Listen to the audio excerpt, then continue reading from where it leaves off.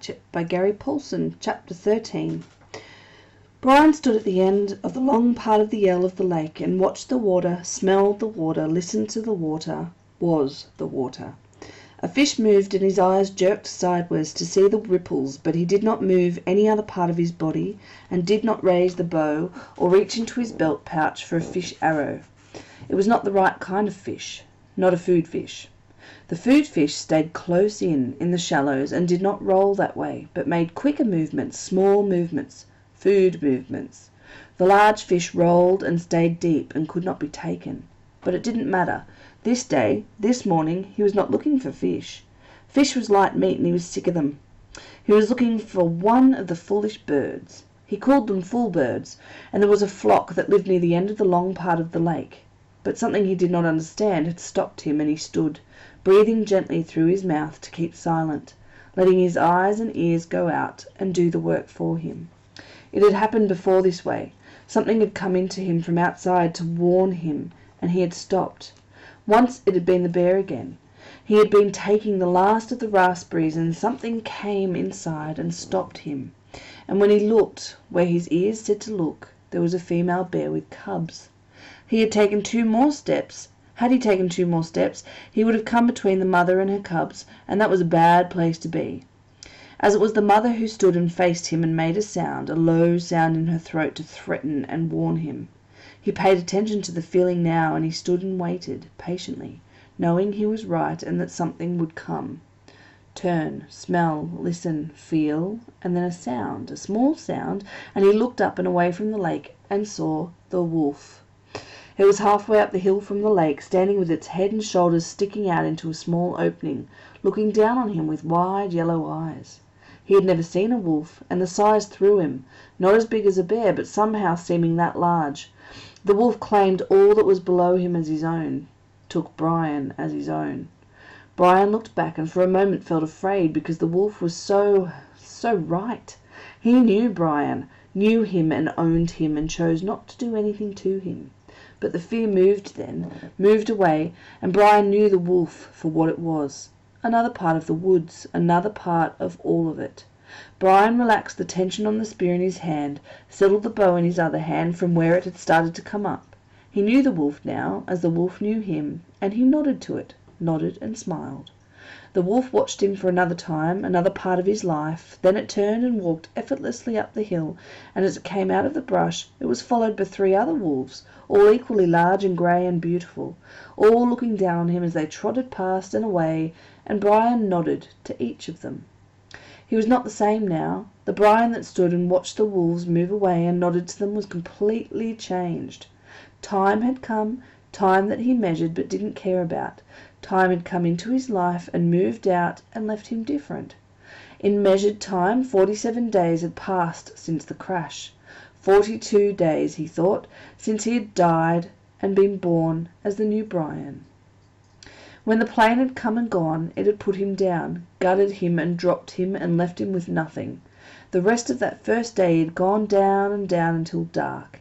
He had let the fire go out, had forgotten to eat even an egg, had let his brain take him down to where he was done, where he wanted to be done and done, to where he wanted to die.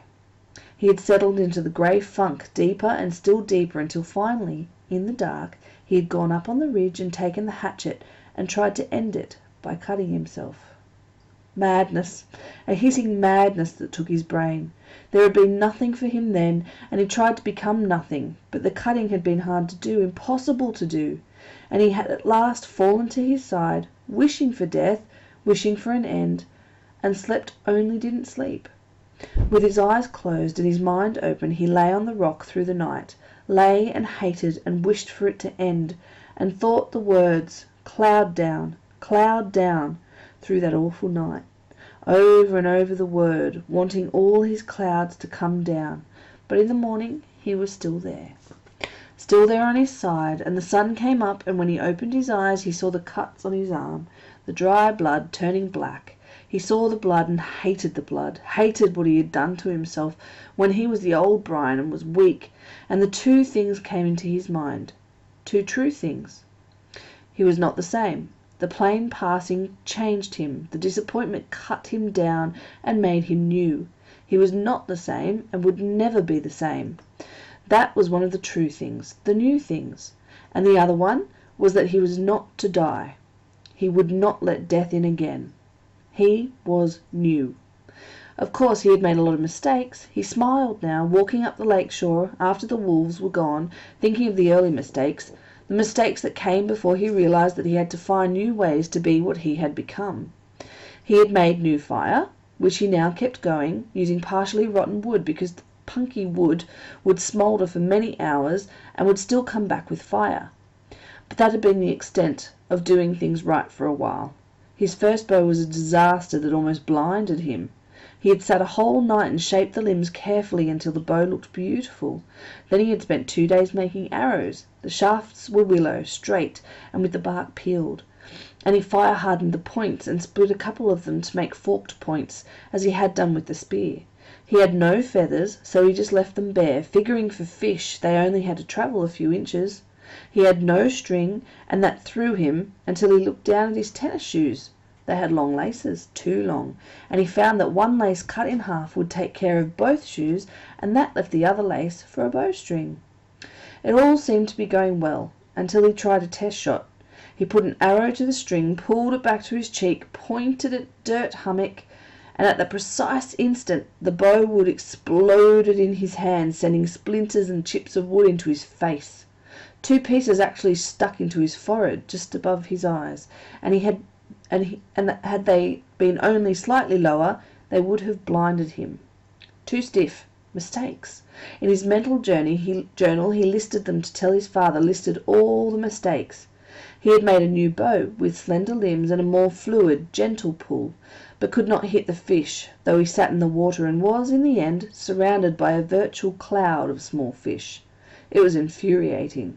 He would pull the bow back, set the arrow just above the water, and when the fish was no more than an inch away, release the arrow, only to miss.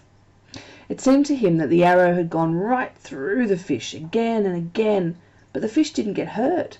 Finally, after hours, he stuck the arrow down into the water, pulled the bow, and waited for a fish to come close. And while he was waiting, he noticed that the water seemed to make the arrow bend or break in the middle. Of course, he had forgotten that water refracts, bends light. He had learned that somewhere in some class, maybe it was biology, he couldn't remember, but it did bend light, and that meant the fish were not where they appeared to be. They were lower, just below, which meant he had to aim just under them. He would not forget his first hit, not ever. A round-shaped fish with golden sides as gold as the sun, stopped in front of the arrow, and he aimed just beneath it, at the bottom edge of the fish, and released the arrow, and there was a bright flurry, a splash of gold in the water. He grabbed the arrow and raised it up, and the fish was on the end, wiggling against the blue sky. He held the fish against the sky until it stopped wiggling, held it, and looked to the sky, and felt his throat tighten, swell, and fill with pride at what he had done. He had done food. With his bow, with an arrow fashioned by his own hands, he had done food, had found a way to live. The bow had given him this way, and he exulted in it, in the bow, in the arrow, in the fish, in the hatchet, in the sky. He stood and walked from the water, still holding the fish and arrow and bow against the sky, seeing them as they fitted his arms, as they were part of him. He had food.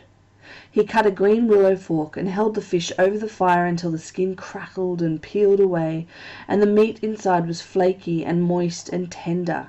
This he picked off carefully with his fingers, tasting every piece, mashing them in his mouth with his tongue to get the juices out of them, hot, steaming pieces of fish. He could not, he thought then, ever get enough.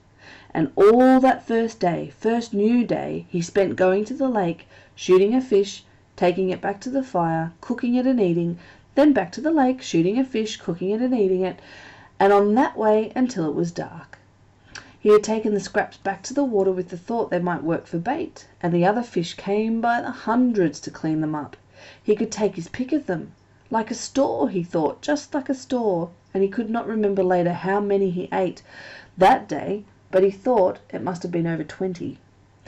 It had been a feast day, his first feast day, and a celebration of being alive and the new way he had of getting food. By the end of that day, when it became dark and he lay next to the fire with his stomach full of fish and grease from the meat smeared around his mouth, he could feel new hope building in him. Not hope that he would be rescued, that was gone, but hope in his knowledge, hope in the fact that he could learn and survive and take care of himself. Tough hope, he thought that night. I am full of tough hope.